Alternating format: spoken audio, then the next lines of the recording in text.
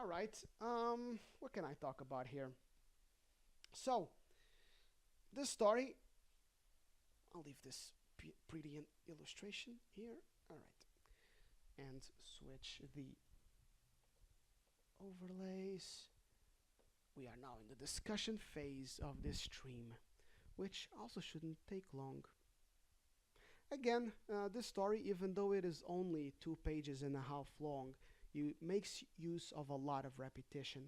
As I said yesterday, I am not a fan of repetition. I believe that if you repeat a point more than 3 times, especially in a story, and most of all in a short story, you are hammering a nail that cannot go farther in. As if you are hammering a nail through a board of wood, and then you hit the stone and you keep hammering. It won't go past the stone, but you can't keep hammering, and that's what more than 3 repetitions. That would be a metaphor to articulate my perception of too many repetitions when it comes to storytelling. And this has again many repetitions, but I suppose it is the style of writing of this writer, as we have seen this in many of the stories. And some of them have a good ending, a good payoff at the end of the repetitions, and a couple of them don't. This is one of them, I would say. Um, when it fails to continue with the repetition is at the very end, because until the very end it keeps describing how the needle says, I hope this doesn't happen, but it did. I hope it doesn't happen, but it does. um, and at the end the needle says, I hope it doesn't happen, and it actually doesn't. And then it repeats again, I'm breaking, but it didn't break. um, or wait, am I getting this wrong? Because it says I am breaking and it didn't break. I wish I may not become seasick and break, but it did not become seasick, nor did it break. Yes, I'm correct. So when it breaks the repetition, it's not really clear why, and I don't have an immediate answer as to why it breaks the repetition in this manner. My assumption is that the writer sought to accomplish something special with this ending, some kind of payoff to the repetition that it was setting up and getting us used to, much like with the previous story where it goes suddenly cruel and descriptive. But when it comes to this one, whatever he wanted to do, he kind of failed, or they kind of failed, she kind of failed. I don't know. The writer, the author, kind of failed. Crack, cried the eggshell as a heavy cart went over it. Good heavens, how it presses! Now I shall become seasick after all. I am breaking. But it did not break, although the heavy cart passed over it. It lay there full length, and there it may stay. It's weird. I wonder if there is a translation issue in this one. I guess we could only investigate or research. Since we have time, I can say I can think through it, since we have a bit of extra time. Meanwhile, I'll talk about the other point, which is this story is illustrating a certain attitude that some people can have through life. And usually, when you see this in fairy tales, the point is to tell us to do otherwise, or it serves as a cautionary tale. And this is a cautionary tale of someone who simply, no matter what happens to them, they keep saying that they're the best. I am so fine. I am just so fine. This needle was the best when it was completely functional and great and perfect in terms of its shape and shine and stuff. Then it lost its most important part, but it kept thinking of itself as super superior and important. And then it lost its coloration and suffered more and more and more. And it kept saying, I am so fine. I am just so fine. um, so we should be, I think the story is trying to say, we should be more realistic about who we are, what we can do, what we're capable of. We should be accepting, we should not be in denial ever about the things we have lost, about the aptitudes and skills that were shaved away by time and occurrences and situations. Our skills, no matter how much we fought for them, do not linger for long, and our usefulness changes with time. And we should move with them and change with them and accept them, accept the changes, accept the flow of time, of deterioration, and make the best of it instead of either pretending like they're not happening or twisting them into a good thing, which I think is also illustrated in the story when it talks about, oh, I'm black now, so everybody can see me more clearly, and stuff. Oh, they stuck me in an eggshell, so I have a white. No, sorry, I'm black now, so I'm thinner, so I am even more fine. Oh, I'm black now in the middle of an eggshell, so now everybody can see me more properly. It's twisting bad situation and lying to themselves, to the needle. So, and it's all a cautionary tale because it helped the needle in no way, and it was just an unrealistic perspective of the situation at hand.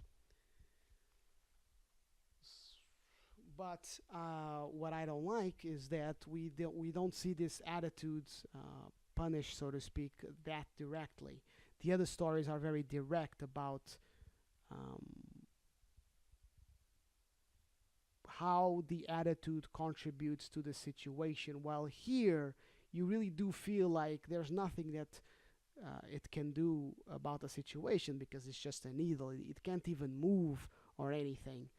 With the tree before, with the fir tree, I mean, it could shake, it could grow branches, it could lose them, and all of this stuff. But the needle, it can't move, it can't do anything. Um, oops. And I am particularly not a fan of giving human traits to fingers that are handling the needle. It's very weird. One thing is giving is humanizing plants, objects, and stuff. But when humanizing fingers, because fingers are already part of a human being, that's the thing that's really confusing me. I don't understand why that part is not played by actual people. You could easily have kids or suing people, suing, not not suing as in lawyers, people who sue, people who would use a sewing needle. You could have people doing their part and saying the same things and going through the same descriptions, and it would seem a lot more natural. I don't like the idea of humanizing fingers because they're already part of a human. Um, so I don't really see the point in that, and I think it was a bad decision. I mean, it's funny in a certain moment for half a sentence, but beyond that, I think that's all I have on the second point, which is the main point of the story, to be honest. But as far as the first comes, with the repetition and such, so at the end here, the repetition, there is a difference, a very stark difference in the repetition. So the first difference in the repetition of the story comes when the needle says, "Oh, I hope that this doesn't happen." And then that didn't happen, and that's the first break in the repetition. Is that the needle wishes for something not to happen, which has happened, which is the first part of the repetition of every other repetition, and that's the part that repeats. But then the second part doesn't repeat because it doesn't happen. So kind of gets their wish. The needle gets its wish, and then at the end, it wishes for something. No, it fears. It predicts that something is going to happen, something bad is going to happen, and then it doesn't. So we go through the story, and it's always, I wish something bad doesn't happen, and then it happens. Then suddenly we get, I wish something bad doesn't happen, and it doesn't happen. And then it goes, something bad is going to happen, and then it doesn't happen. So I think in an ill executed manner, this is also showing, maybe this is how the story is trying to show that our attitude does influence the situations. When the needle accepted its dire situations, then it stopped getting worse. Um, and sometimes, yeah, when we are in denial when it comes to our situations, who we are or what we're capable of, things just keep getting worse and worse and worse. And it's when we know the bad things that can, when we know the bad things that can happen, sometimes, by our own agency, mind you, but this is a needle we're talking about. It's not going to do anything. But the point is, if we know the bad things that can happen to us, then it's less likely that they will. Um, but I would say I'm 60% sure that I'm reading too much into it. Um, if this was what the writer was trying to reach, I guess I got there in the end, but I didn't really enjoy it, and I didn't get there immediately.